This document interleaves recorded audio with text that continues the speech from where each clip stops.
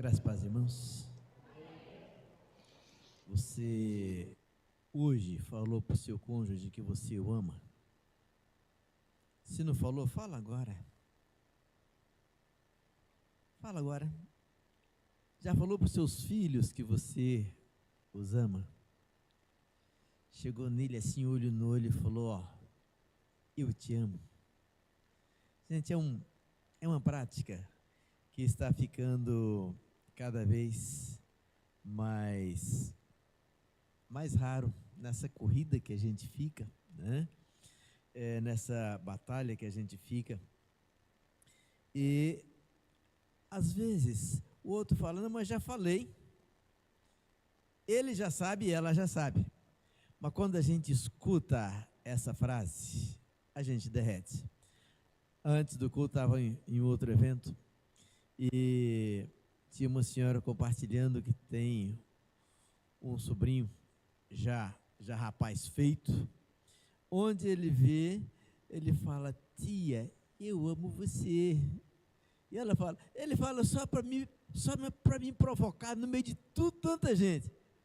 Eu pensei, mas a senhora gosta, né? Gente, a gente gosta quando alguém fala conosco essa frase. Os namorados, os casais que estão começando a viagem, isso é muito comum, chegar à noite e perguntar: você me ama? Hã? Você me ama? E quando o outro fala eu te amo, a coisa ela fica mais gostosa. Queridos, me permite compartilhar aqui um dos momentos mais gostosos de ser avô. É quando os netos, eles chegam, às vezes aqui na igreja, às vezes em casa, e lá de longe eles gritam: vovô! E corre para aquele abraço. Que coisa linda, que coisa boa, que coisa gostosa.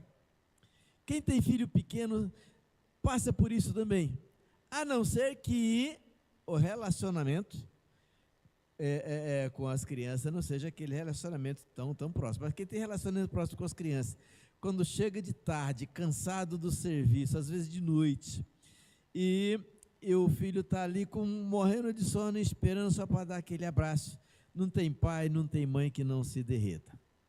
Eu e Sandra passamos por isso há uns 30 anos atrás. Hoje a gente já está passando com os netos, mas é sempre bom. Se você não tem esse hábito de declarar o seu amor com seu cônjuge, com seu filho, com seu pai, com a sua mãe, gente, quero dizer para você o seguinte: nunca é tarde para começar.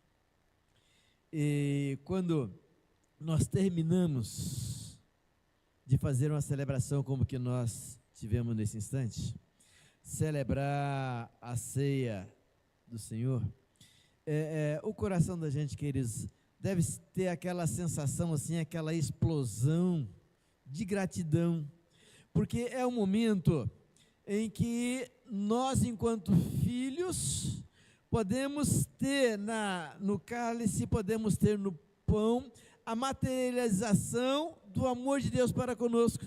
É como se eles estivessem dizendo: olha, eu amei tanto você, que dei o meu filho para morrer no seu lugar, para sofrer no seu lugar. E quando nós repetimos em cada celebração, queridos, a gente precisa sentir esse abraço do Papai Celestial, esse abraço de amor daquele que entregou tudo o que tinha por nós. Se na celebração você ainda não sentiu isso, nas próximas, procura olhar dessa maneira. Aqui não é apenas um pão e o cálice, aqui é Papai Celestial, que está me dando um abraço gostoso e dizendo o quanto Ele me ama. Amém? Irmãos, o nosso tema hoje está lá em João, Evangelho de João, capítulo 21, do verso 15 ao verso 19. Como o pastor falou no início, é o momento quando o Senhor Jesus, Ele chega para Pedro e fala: Pedro, tu me amas? E nós lemos o seguinte: depois de terem jantado, disse Jesus a Simão Pedro: Simão, filho de Jonas, amas-me mais do que a estes? E ele respondeu: sim, Senhor, tu sabes que te amo. E disse-lhe: apacenta os meus cordeiros. Tornou a dizer-lhe segunda vez: Simão, filho de Jonas, amas-me? E disse-lhe: sim, Senhor, tu sabes que te amo. E disse-lhe: apacenta as minhas ovelhas. E disse-lhe terceira vez: Simão, filho de Jonas, amas-me? E Simão entristeceu-se por lhe ter dito terceira vez: amas-me? E disse-lhe: Senhor, tu sabes tudo, tu sabes que te amo. E Jesus lhe disse: apacenta as minhas ovelhas. Na verdade te digo, que quando eras mais moço te cingias a ti mesmo, e andavas por onde querias, mas quando já fores velho, estenderás as tuas mãos, e outro te cingirá, e te levará para onde tu não queres. E disse-lhe isto, significando com que morte havia ele de glorificar a Deus. E dito isto, disse-lhe: segue-me.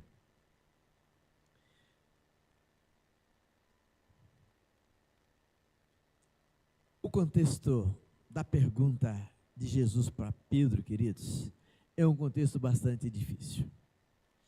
É um momento de perplexidade que o pessoal estava diante dos últimos acontecimentos, sofrimento, prisão, sofrimento, flagelo, crucificação, sepultamento do Senhor Jesus. E os discípulos ainda estavam tentando processar, porque haviam acompanhado o mestre lá no Jardim das Oliveiras. Haviam acompanhado até o sepultamento, e isso estava muito vivo na memória, isso estava muito vivo na lembrança dos discípulos. E agora, quando está naquela sensação, acabou, o sonho morreu, o mestre já está morto e enterrado, de repente chega a notícia: olha, ele está vivo, ele ressuscitou, ele saiu da sepultura. Querido, isso se torna muito para o psicológico dos discípulos, não só dos discípulos, como da cidade de Jerusalém de uma forma geral, né? A coisa, ela é tão séria, é tão impactante. Para termos uma ideia, Maria Madalena, ela vai na sepultura chorar, e está ali chorando, e de repente Jesus chega para ela e fala: mulher, por que você está chorando? E ela simplesmente: levaram o meu Senhor. O bloqueio emocional, queridos, de Maria Madalena naquele momento, não permitiu ela deduzir, reconhecer, ver que estava diante dela aquele por quem ela estava chorando. Dois dos discípulos, eu acredito que essa água é minha, né? Estavam indo no caminho de Emaús, com essa sensação, acabou. E quando estão caminhando, Jesus se aproxima e começa a ensinar como havia ensinado nos últimos 3 anos, a falar como havia falado nos últimos 3 anos. Gente, vocês não conseguem entender que isso era preciso acontecer por isso. E eles simplesmente não percebem que era o mestre que estava ali, até que sentam na mesa. E Jesus, antes de entregar o pão, ele agradece. Ele agradece. Quando ele agradece, cai a ficha. Cara, Jesus estava até agora com a gente e a gente não reconheceu, né? Não foi diferente, queridos, com Tomé, quando falaram: Tomé, olha, Jesus está vivo. Ele falou: quê? Jesus está vivo, Tomé. Jesus está vivo. Ele falou: olha, se eu não pegar e botar o meu dedo no buraco da mão, e eu imagino que o cravo deveria ser bem grande por isso. Se eu não botar o meu dedo no buraco da mão onde eu vi o cravo entrando, se eu não pegar a minha mão e não colocar ali do lado onde eu vi a lança penetrando, eu não creio. Queridos, era o que tinha ficado mais forte na percepção psicológica de Tomé, era isso. Ele viu a mão do seu mestre ser transpassado pelos cravos. E agora os discípulos estão pescando, né? Estão pescando. Acabou, morreu. O sonho acabou. O que a gente pensava que ia acontecer não aconteceu, acabou tudo. E eles estão naquela pescaria, passam a noite inteira de exaustão, sem pegar um peixe. Cadê o pastor Madison? Igual foi a nossa pescaria. Pastor Madison não gosta de pescar. Um dia eu peguei ele de jeito, levei ele para pescar. A gente não pescou um peixe, né? Os discípulos não tinham pescado nada. E Jesus fala, gente, Jesus na praia só dá um grito, o barco não estava longe. Olha, vocês têm aí algum peixe para a gente poder comer? Não, a gente não pescou nada. Ele falou, olha, então faz o seguinte, joga do lado direito do barco. E quando eles jogam a rede, no raso, estava quase na praia, cerca de 100 metros de distância, onde dava para ouvir, conversar. Acontece o impossível. A rede pesa. E eles veem que agora tem tanto peixe, que João, ele lembra que 3 anos atrás havia acontecido a mesma coisa. E vira para Pedro e fala, Pedro, é o Senhor. Pedro, ele não se contém, põe a capa e e mergulha e vai nadando até a praia. E os discípulos então agora vão levando o barco e a rede, né, até que chega na praia, né? Gente, o que estava acontecendo com o discípulo, esse bloqueio psicológico, é normal e acontece e pode acontecer com qualquer um de nós. Quando a gente está sob um estresse muito forte, né? Quando a gente passa por uma situação de um trauma que nos deixa fora de si, o bloqueio acontece. Acho que a gente poderia lembrar aqui, pastor, a experiência do Tutu, né? Aconteceu, muita gente na hora não se deu conta do que estava acontecendo. Outros, a ficha veio cair depois. E aí é quando deu aquele amolecimento de perna, de ver o que tinha passado. Mas digo, pastor, tem gente que até hoje a ficha não caiu. Ainda está tentando entender, está tentando processar o que foi que aconteceu. E, queridos, é nesse clima de tensão emocional, de estresse emocional, que o Senhor Jesus está ali na praia do mar da Galileia, para tratar as machucaduras psicológicas, as machucaduras emocionais, as feridas dos discípulos, e ajudando para que eles processassem os seus próprios sentimentos e conseguissem entender que o sonho não acabou, conseguissem entender que a promessa ela não tinha falhado, mas que ele estava ali para dar continuidade ao sonho. E eu fico imaginando, irmãos, Jesus dizendo, vem cá, aquele clima de intimidade, aquele clima de proximidade.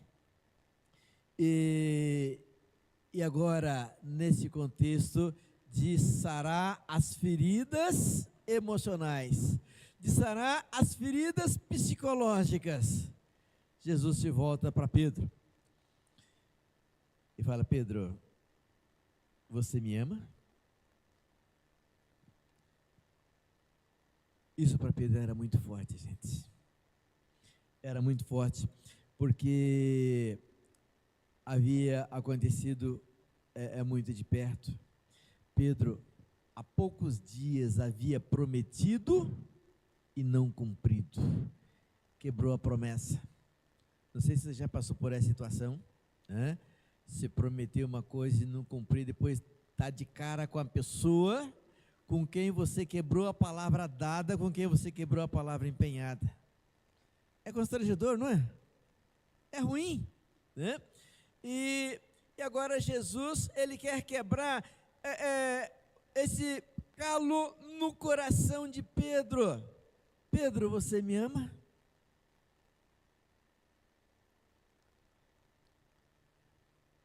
É interessante, queridos, que quem era Simão? Era o nome antigo de Pedro. Jesus muda. Mas agora, nesse momento de restauração, Jesus não trata com o nome de Pedro, de rocha, de homem forte. Ele volta lá para o nome humano.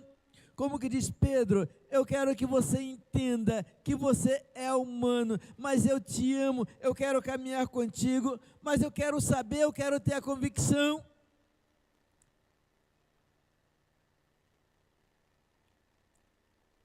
A resposta é automática, né? A resposta é automática. E Pedro responde: sim, Senhor, tu sabes que te amo. Fácil, né? Fácil, né? Quantas vezes para o seu cônjuge você responde com a mesma situação de automaticidade? Você me ama? É claro, mulher, que eu te amo. Se eu não te amasse, eu não tinha casado com você. Você pergunta para a esposa: é claro que eu te amo. Se eu não te amasse, eu não estava te aguentando até agora. Tem muitas situações dessas. Se eu não te amasse, eu não estava te aguentando até agora. E queridos, mas Jesus, ele quer chegar mais fundo. Ele quer sair da superfície. Ele quer sair do automático. Ele quer sair do mecânico. Ele pergunta a segunda vez: Pedro, você me ama? Ah, Senhor, eu te amo. De novo no automático. De novo no mecânico.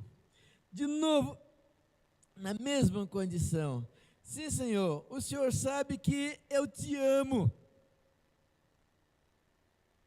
E Jesus agora pergunta pela terceira vez. A mídia me coloca lá no verso 17. Jesus pergunta pela terceira vez: Simão, filho de Jonas, você me ama? Eu não sei se você já experimentou perguntar para sua esposa a terceira vez se ela te ama. Normalmente, se ela tiver com um pau de macarrão, ela vai querer sentar na sua cabeça, né? Já não te falei 2 vezes? Você não consegue entender? Se for com o seu marido, vai ser a mesma coisa. Mas você já me perguntou 2 vezes e eu já te falei 2 vezes. Você quer escutar a terceira vez? Nesse momento, queridos, Pedro entende a intenção de Jesus. E Pedro se entristece. Pedro lembra do abandono na hora que o Senhor mais precisava. Pedro lembra a negação. Jesus tinha falado para ele que naquela noite ele ia negá-lo 3 vezes, e ele faz aquela declaração: ainda que todo mundo te abandone, Senhor, eu nunca vou te deixar. Pedro, hoje à noite você vai me negar 3 vezes. E aconteceu. Eu fico imaginando Pedro lembrando dessas coisas, queridos. Jesus me falou, Jesus me avisou, e eu pisei na bola. Pedro entristece. Ele fala: Senhor, tu sabe todas as coisas, tu sabe que te amo. Querido, a coisa só acontece quando nós entendemos o Senhor, Ele quer trabalhar o nosso coração. Quando nós entendemos a nossa situação de homens e mulheres falhos e pecadores, e dependentes da graça, do amor de Deus para conosco. E quando a gente cai nessa real, que nós não conseguimos avançar, nós não conseguimos processar sozinhos, a gente deixa de responder automaticamente para com o nosso Deus. Escuta isso. O seu passado Jesus conhece. O que aconteceu, o que passou, a maneira como passou. Talvez você não consiga esquecer, mas o Senhor conhece. E Ele tem um amor que não ignora o passado, mas que Ele quer confrontar esse seu amor para com Ele, para cura, para restauração, para trazer você de volta numa situação onde você possa oferecer para Ele numa oração automática. Diz que crente não reza, pastor, mas muita gente já fez aquela oração padrão e só repete, né? Senhor, obrigado pelo dia, obrigado pelo alimento, Senhor, obrigado pela noite, em nome de Jesus, amém. Mas já faz isso pensando no café que tem que tomar, no serviço que tem que trabalhar, e aquela consciência, aquela presença, aquela intimidade com Deus desaparece. E nós precisamos, irmãos, como aconteceu com Pedro, sair do automático, sair das orações automáticas, sair das respostas automáticas, sair das declarações automáticas, sair dos louvores automáticos, sair das orações automáticas, para que a gente possa sair desse automatismo tão comum nos nossos dias, a gente possa encontrar a porta de uma vida de intimidade com o Pai, uma vida de relacionamento com o Pai. Deixa eu te falar uma coisa, se Ele quisesse que a coisa acontecesse automaticamente, Ele teria criado um monte de robôs, como aliás estão criando agora, mas Ele não quis criar os robôs, Ele criou você. Ele criou você para estar com Ele, desenvolvendo um relacionamento de amor, um relacionamento de carinho. E Ele continua procurando no seu coração, Ele continua procurando no meu coração o espaço para relacionamento genuíno, espaço para um relacionamento autêntico. E através de você, agora vem, isso é muito importante, através de você, Ele está procurando outras pessoas, homens, mulheres, rapazes, moças, adolescentes, crianças, que possam estabelecer esse mesmo nível de comunhão. E aqui vem um ponto que é muito importante na vida da igreja.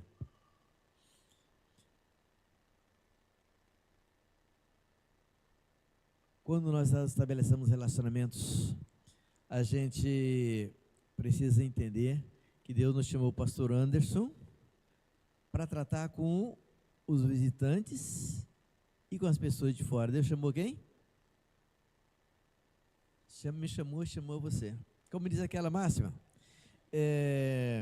pastor não gera ovelha. Quem gera ovelha? É ovelha. O pastor cuida, né? E é nesse sentido, queridos, quando tem uma cara nova na igreja, um visitante, o pastor pode dar atenção, mas quem é que vai abraçar? É você e sou eu. Quando alguém se decide e precisa de alguma coisa maior, o pastor pode dar o suporte.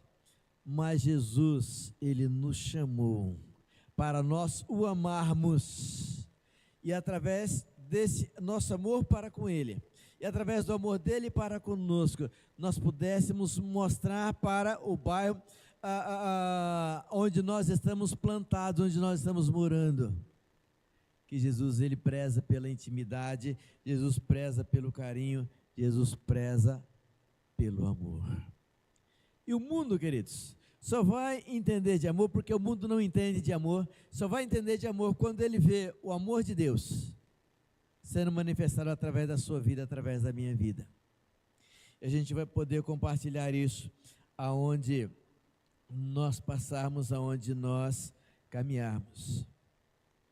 E pela terceira vez, quando Jesus pergunta se, filho de Simão, amas-me? A palavra diz que Simão, ele se entristece. E aqui vem um outro ponto que eu creio que nós precisamos estar muito atentos. A vida, como diz o ditado, não é um mar de rosas, correto? O casamento não é um mar de rosas. A paternidade não é um mar de rosas. Muitas vezes, em muitas situações, nós vamos sermos confrontados com as nossas limitações, com as nossas falhas, com a nossa finitude. Isso vai nos dar tristeza. Mas quando a tristeza de Deus, ela chega, ela não vem para nos derrubar, ela não vem para nos deixar para baixo, ela vem para nos restaurar. Então, se você está passando por aquele momento difícil,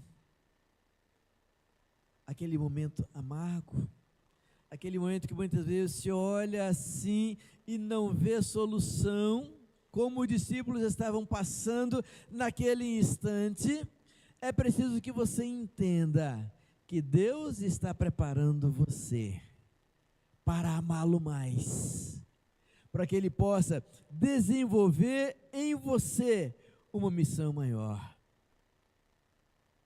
Ah, pastor, mas foi tão difícil o que aconteceu, foi tão pesado.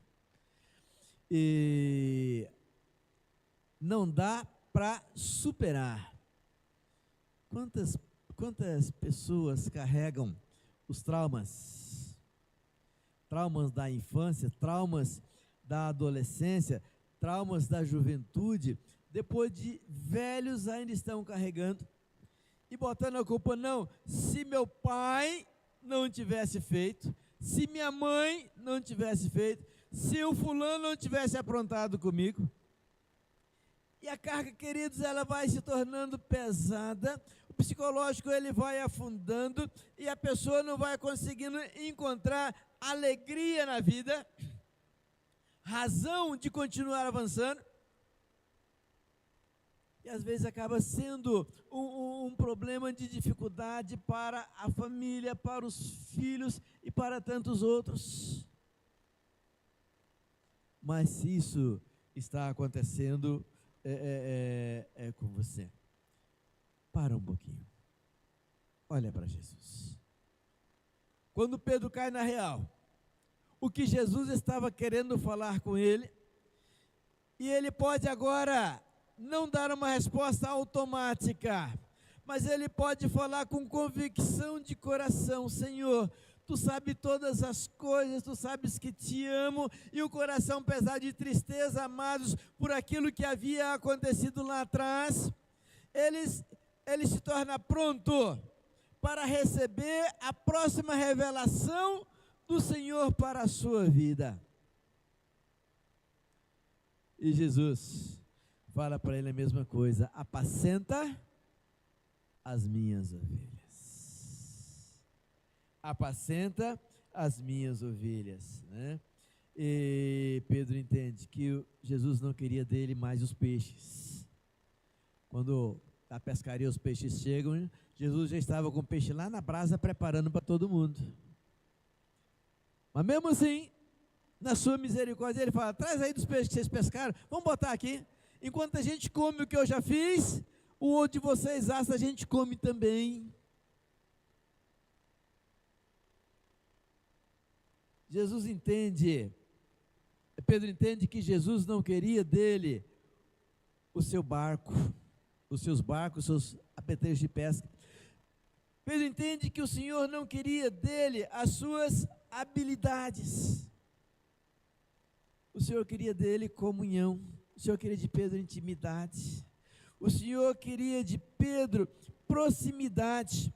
E isso, queridos, não tem preço. Quando Pedro compreende a vida de Pedro como todo mundo, ali sim ele deixa de ser Simão e passa a ser Pedro, a rocha. Eu creio que você conhece a história da morte de Pedro, né? Pedro é condenado à morte pelos romanos, morrer por crucificação. Na hora de ser crucificado, Pedro fala para o centurião, fala: olha, meu Senhor foi crucificado de cabeça para cima e eu não sou digno de morrer como ele morreu. Me crucifica de cabeça para baixo. E contam que naquela região tem uma igreja que até hoje tem uma cruz invertida. A igreja de São Pedro. Porque foi a maneira como ele morreu. Queridos, essa transição de Simão para Pedro, que Jesus quer fazer no seu coração também. Você crê? Vamos concluir, pastor? Eu podia ir até meia-noite, mas vamos caminhar para o final? O tempo está ótimo então, né? Verso 19, coloca para mim a mídia, por favor.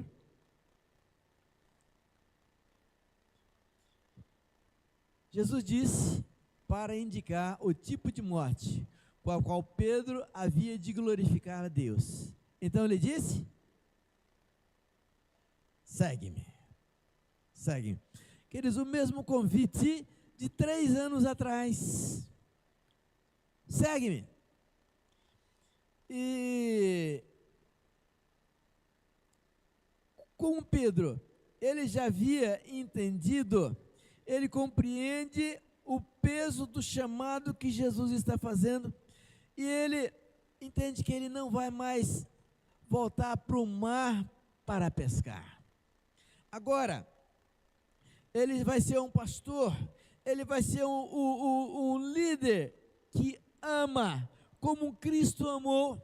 Ele vai ser um chefe de departamento. O pastor está fazendo as preparações dos vários segmentos da igreja. E Pedro, ele entende que no ponto onde o Senhor o estava colocando para servir com integridade e totalidade de coração.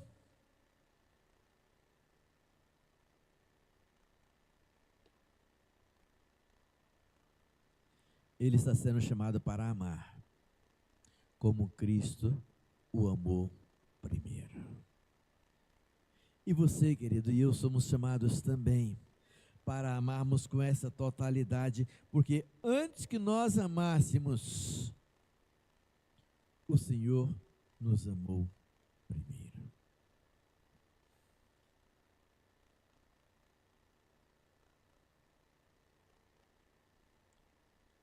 Como é que está o seu coração? Livre, limpo, leve, solto? Ou você ainda está carregando os pesos do passado? Do que fizeram com você? O peso do passado, das coisas que você fez e que continuam te perseguindo, e você acha que vai morrer sem conseguir se livrar dessas coisas. Não importa qual seja o seu trauma, não importa qual seja a sua dificuldade, não importa qual seja as coisas que você tenha passado nos seus muitos ou nos seus poucos anos. Nessa noite, o Senhor Jesus está querendo restaurar o seu coração também.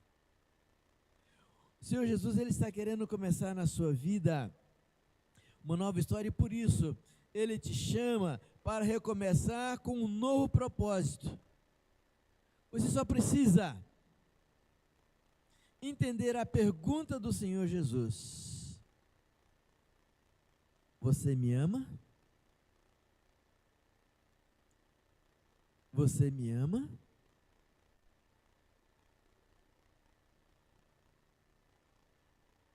Se você entende, você precisa, antes de qualquer coisa, fazer uma decisão para caminhar com o Senhor, para andar com o Senhor. Eu queria saber se nós temos nessa noite alguém que ainda não fez essa decisão de andar com Jesus. O coração ainda está um pé lá, um pé cá, um pé nos traumas pessoais, nas preferências pessoais, e outro pé é na igreja do Senhor Jesus, e não conseguiu vencer ainda. Jesus está te chamando para uma tomada de decisão nesse momento, e você deixar as coisas para trás. Tem alguém, gente? Só fazer assim. Eu quero orar pela sua vida. Quero colocar a sua luta, o seu coração diante do Senhor. Às vezes você vai falar, mas pastor, eu tô entendendo, mas eu estou tanto tempo na igreja que até vergonha eu dizer que não sou crente. Se não é crente, não é mesmo. Se não passou por uma experiência com Jesus, não vai para o céu mesmo.